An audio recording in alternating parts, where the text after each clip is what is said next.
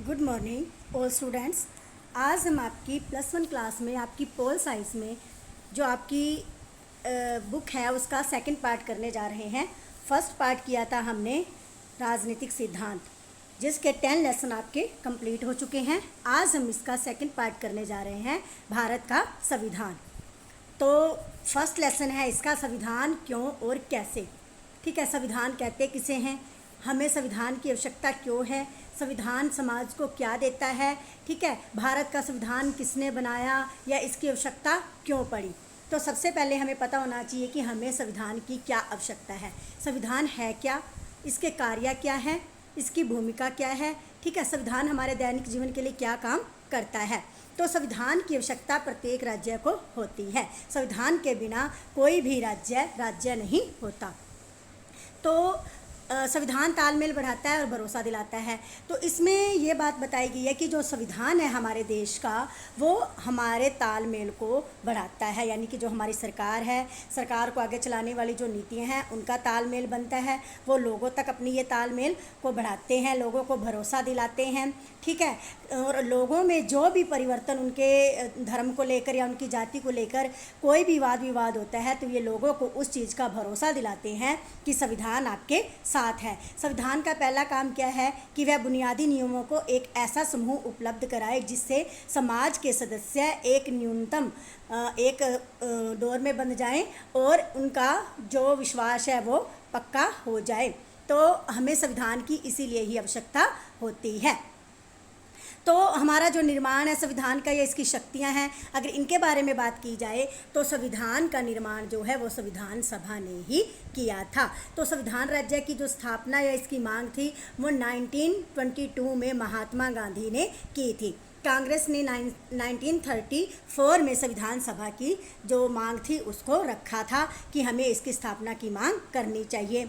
Cripps योजना हो या संविधान सभा हो, 1942 में इन्होंने अपने सुझाव और सिद्धांतों का वर्णन किया जिसके अनुसार हमारे संविधान की स्थापना की गई। सरकार को शक्तियों पर सीमा, अगर सरकार की कोई शक्तियां हैं तो उन पर भी सीमा, एक बंदिश होती है कि वो अपने कार्य को ठीक ढंग से चलाए और लोगों को जिससे पूरा का पूरा उस पर लाभ प्राप्त हो। समाज को आवश्यकताएं और लक्ष्य, समाज की जितनी भी दैनिक जीवन की ऐसी आवश्यकताएं हैं जो संविधान के अकॉर्डिंग है यानी कि संविधान के अनुसार होती हैं। संविधान कोई कानून बनाता है तो उसके लिए वो लोगों के लक्ष्य और उनकी ज़रूरतों को ध्यान में रखता है।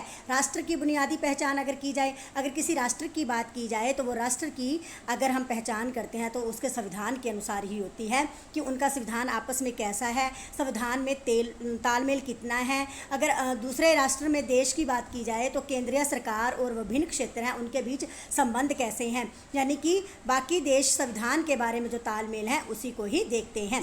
संविधान की सत्ता, तो हमारा जो संविधान है उसके किए गए कुछ कार्य ऐसे हैं जिससे लोगों को लाभ हो, लेकिन कुछ ऐसे जैसे इंग्लैंड के पास कोई दस्तावेज नहीं है जिसे संविधान कहा जा सके, बल्कि उसके पास दस्तावेज और निर्णयों की एक लंबी लाइन होती है जिसके द्वारा वो सामूहिक रूप से संविधान को चला सकता है। संविधान का प्रचलन और उसे लाने का तरीका, जब भी हमारी सरकार आती है तो हमारे कानूनों में कुछ ना कुछ फेर होता है, लेकिन जहाँ तक को कि जब भी सरकार कोई संविधान बनाए तो इस चीज़ का पूरा ध्यान रखा जाए कि वो पूरे के पूरे जनमत संग्रह के लोगों को कैसे अपनाएं लोग उसको, और उन लोग संविधान के विपक्ष में ना जाएं। अगर कुछ ऐसा विपक्ष पार्टी ऐसा कुछ करती हैं तो कई बार तो सरकार को अपने संविधान या अपने कानूनों को बदलने की भी ज़रूरत पड़ सकती है। संविधान के मौलिक प्रावधान, अगर हम छोटी छोटी बातों को देखें तो हमारा संविधान ही हमारे राष्ट्र को मजबूत करता है। हमारे जो राष्ट्र का आदर्श रूप है वो संविधान खुद से ही न्याय बनाकर हमारे राष्ट्र को एक स्वरूप प्रदान करता है।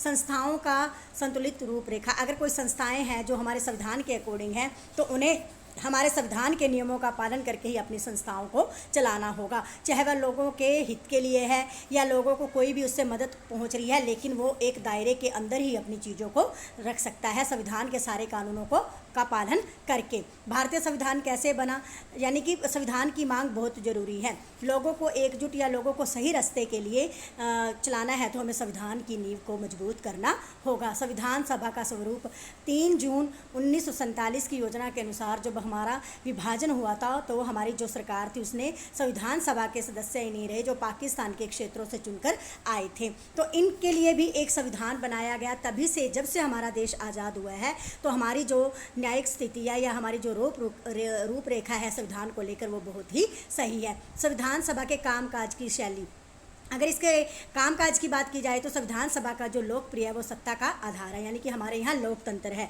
लोगों के द्वारा ही सरकार चलाई जाती है, बनाई जाती है। अगर लोगों के हित के लिए कार्य किया जाए तो लोग सरकार पर ही अपना विश्वास बनाए रखते हैं। कार्यविधि ऐसे तैयार की जाती है कि किसी को भी उससे कोई भी स्पष्ट रूप उसका दिखाई दे, कोई भी अस्पष्ट चीज़ उनके सामने ना आए। तो अगर किसी मुद्दे की बात की जाए तो संविधान सभा में 8 मुख्य कमेटियां थी और जवाहरलाल नेहरू, राजेंद्र प्रसाद, सरदार पटेल, अंबेडकर ये सारे कमेटी के अध्यक्ष थे। ये इसकी अगवानी करते थे और ये एक दूसरे की सलाह पर ही संविधान को आगे बढ़ाते थे, संविधान में चर्चा करते थे। तो राष्ट्रीय आंदोलन की अगर बात की जाए तो उसमें एक विरासत का रूप हमारा संविधान ले रहा है। राष्ट्रीय आंदोलनों में जिन सिद्धांतों को संविधान सभा में लाया जाए उसका सर्वोत्तम जो सारांश देखने को है वो हमारे उद्देश्य प्रस्ताव से मिलता जुलता होता है। आगे आता है आपकी, अगर इसकी व्यवस्थाएं देखी जाएं, ये संस्थागत क्या व्यवस्थाएं करती है तो हर एक व्यवस्था को ये अपने तौर पर रखती है जिससे ऐसे नियम बनाए जाएं कि जिससे सबको लाभ हो और हमारे देश के विभिन्न नागरिकों को उन नियमों का पालन करना चाहिए जिससे हमारे संविधान को कोई ठेस ना पहुंचे। तो बेटा ये आपका लेसन था, इसको रीड किया है, अब इसके क्वेश्चन आंसर भेज रहे हैं, आपने राइट और लर्न दोनों ही करने हैं। धन्यवाद।